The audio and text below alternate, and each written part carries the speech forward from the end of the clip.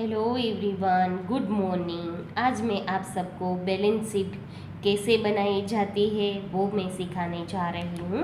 वैसे आप सबको ये बैलेंस शीट आती है, आप 11th में सीख चुके हो, है ना। तो देखो यहाँ पर पहले जो स्टेटमेंट दिया है वो हम पढ़ेंगे। Ram and Shyam are a partner of a firm sharing profit loss in the ratio 6:4। मतलब उसका जो शेयरिंग रेशियो है वो है 6:4। मतलब जो भी प्रॉफिट आएगा उसको हमें इस तरह से डिस्ट्रीब्यूट करना है। From following trial balance dated 31/3/2017 and adjustment prepare annual account of the firm. तो ये हमें ट्रायल बैलेंस दिया गया है और ट्रायल बैलेंस में सबकी एक एक ही इफेक्ट होती है, और मगर हमें एडजस्टमेंट की ही 2 इफेक्ट करनी है। तो ये हमारे पास क्वेश्चन है। तो क्वेश्चन किस तरह से करना है वो मैं आपको सिखाती हूँ। तो ये बैलेंस शीट कंप्लीट करने के लिए पहले हमें बनाना है ट्रेडिंग अकाउंट। तो आप देख सकते हो कि trading account partnership firm of Ram and Shyam for the year ending on 31/3/2020। उसके बाद जो हम सेकंड बनाने वाले हैं वो सेकंड होगा profit and loss account of partnership firm of Ram and Shyam for the year ending on 31/3/2017। इसके बाद जो हम बनाते हैं वो है appropriation account. It is a small part of profit and loss account, but here profit and loss appropriation account for only partners, right? And fourth one is partners capital account, and then last balance sheet of partnership firm of Ram and Shyam as on 31/3/2017। इस तरीके से हमें 5 account बनाने हैं। तो पहले आप सबको क्या करना है, तो पहले ट्रायल बैलेंस जो दिया गया है उसमें से कैपिटल और डूइंग्स, देखो आप देख सकते हो कि ये डेबिट तो डेबिट साइड ही करना है, ये क्रेडिट तो क्रेडिट साइड ही करना है। तो ये दोनों को पहले हम कैपिटल में लिख देते हैं। देखो राम एंड श्याम 2 पार्टनर है, इसकी इफेक्ट 2 अकाउंट में आएगी, कैपिटल और एप्रोप्रिएशन में। मगर ये तो सिर्फ ट्रायल बैलेंस की इफेक्ट है, तो इसकी इफेक्ट हम एक एक ही देंगे। तो आप देख सकते हो to balance BD 80,000 and 70,000 and to doings account 18,000 and 16,000, right. इस तरह से इफेक्ट देकर हमें एडजस्टमेंट का स्टार्टिंग करना है। तो हमारे पास जो एडजस्टमेंट है वो देखो, closing stock value of 45,000, its market value is 10% मोर। तो यहाँ पर अंडरलाइन हम करेंगे और याद रखेंगे कि अगर क्लोजिंग स्टॉक की मोर वैल्यू काउंट करनी है तो मोर हम ध्यान में लेते नहीं हैं, और क्लोजिंग स्टॉक की इफेक्ट एक ट्रेडिंग अकाउंट में देंगे तो एक असेट में देंगे, है ना। ये फिक्स है, ये में और आप चेंजेस कर सकते नहीं हैं। अगर एक ट्रेडिंग अकाउंट में क्रेडिट साइड दिया गया है 45,000 तो दूसरी इफेक्ट बैलेंस शीट में डेबिट देनी है। तो बैलेंस शीट में दूसरी इफेक्ट होगी यहाँ पर, देखो आप देख सकते हो क्लोजिंग स्टॉक 45,000। मगर आपको असेट में इस तरह से ध्यान रखना है कि किस हेडिंग के नीचे क्या मैटर आती है। तो non current asset, fix asset, फिर करंट एसेट, उसमें हमें लिखना है क्लोजिंग स्टॉक, है ना। अगर एक ट्रेडिंग है तो एक बैलेंस शीट है, अगर एक P&L है तो एक बैलेंस शीट है, और पार्टनर रिलेटेड है तो ये दोनों अकाउंट करने हैं, राइट। उसी तरीके से अब हम दूसरा एडजस्टमेंट करेंगे। 5% interest on partners capital is chargeable and on doings 10% interest is recoverable. तो इसी तरीके से ये पार्टनर रिलेटेड है, तो आप देख सकते हो बाय इंटरेस्ट ऑन कैपिटल इसका हमें करना है, इसका हमें 5% करना है। और उसकी दूसरी इफेक्ट देखो यहाँ देख सकते हो कि interest on capital Ram and Shyam 4,000 and 3,500, और टोटल हमने आउटर पुट किया। उसी तरीके से इंटरेस्ट ऑन डूइंग्स 10%, 18,000 का 10%, 1,800, 16,000 का 1,600, तो उसकी दूसरी इफेक्ट हम यहाँ दिखाएंगे राम एंड श्याम। देखो आउटर उसका टोटल आउटर हुआ, राइट। उसी तरीके से अब हम थर्ड नेक्स्ट एडजस्टमेंट करेंगे। तो देखो इसमें दिया है provide 10% depreciation on machine and 5% on furniture. तो ये दोनों असेट है, तो पहले हमें इसकी इफेक्ट इसमें देनी है। देखो फर्नीचर ट्रायल बैलेंस में 8,000 दिया है और उसका डेप्री करेंगे, माइनस करके आउटर लिखेंगे। उसी तरीके से मशीन का भी डेप्री 10% करके आउटर लिखेंगे। ये फर्नीचर का 5% और मशीनरी का 10%, तो ये दोनों अमाउंट आउटर हुई। अभी ये डेप्रिशिएशन है वो लॉस है, इसीलिए हम प्रॉफिट एंड लॉस अकाउंट में जो पहला हेडिंग है एडमिनिस्ट्रेटिव एक्सपेंस, दूसरा है सेलिंग डिस्ट्रीब्यूशन, तीसरा है फाइनल और financial charges and other expenses में हम टू डेप्रिशिएशन में लिखेंगे मशीनरी एंड फर्नीचर, इन दोनों का प्लस करके हम आउटर लिखेंगे। इसी तरीके से अब next adjustment, provide 5% bad debts reserve on debtors. तो डेटर भी असेट में ही लिखा जाता है, तो आप देख सकते हो कि it is the current asset, उसमें भी हमने लिखा 45,000 and bad debts reserve minus करके हमने आउटर लिखा, क्योंकि हमें कैलकुलेट करना था कितना, तो रिजर्व 5%, तो जो अमाउंट 45,000 है उसका हमें 5% करके आउटर लिखना है। और ये ही 2250 है, वो प्रॉफिट एंड लॉस में हमें एक फॉर्मेट बनाना है, bad debts trial balance, bad debts adjustment, bad debts reserve adjustment and minus bad debts reserve trial balance. आप ओल्ड और न्यू भी लिख सकते हो। तो ट्रायल बैलेंस में 400 दिया है और एडजस्टमेंट में हमने रिजर्व है वो 2250 दिया गया है और ट्रायल बैलेंस में हमें बेड डेट्स रिजर्व 700 दिया है।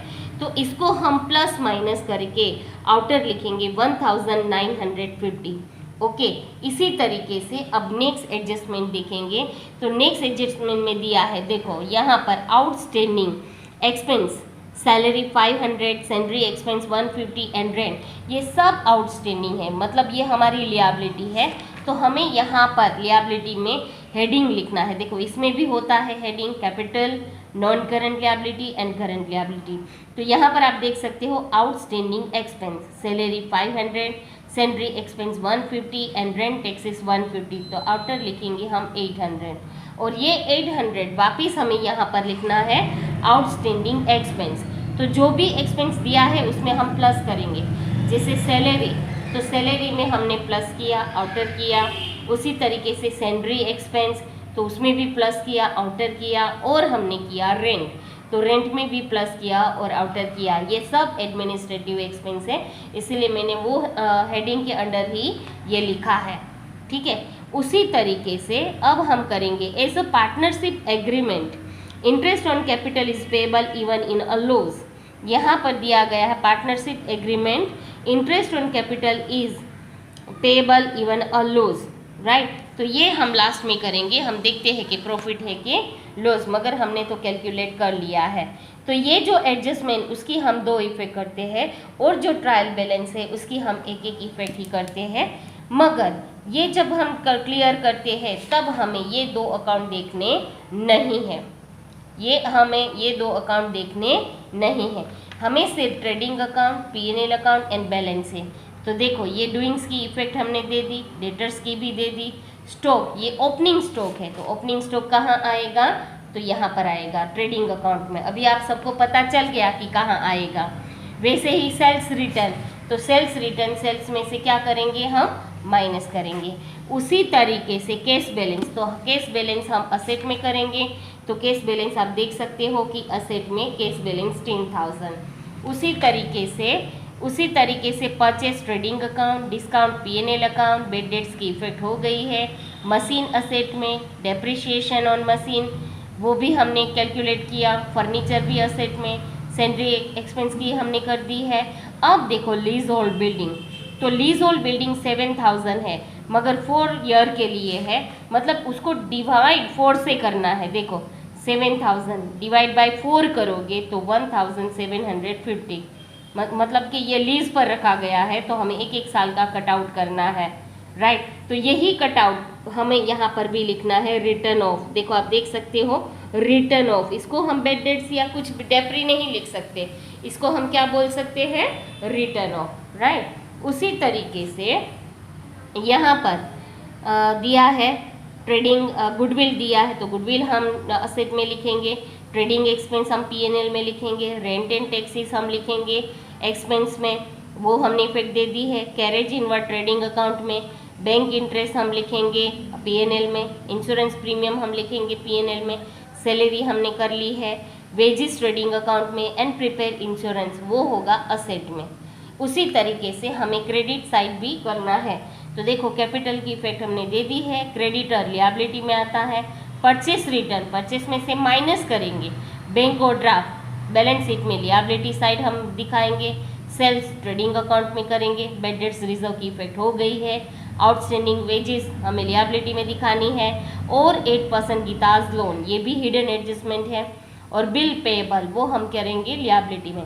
अब ये हिडन एडजस्टमेंट के मैटर है, तो आप देखो कि 15,000 हमें दिखाना है उसको लिएबिलिटी में। देखो 8% गीताज लोन 15,000, पर इसका इंटरेस्ट ऑन लोन हमें कहाँ दिखाना होता है, कैपिटल अकाउंट में।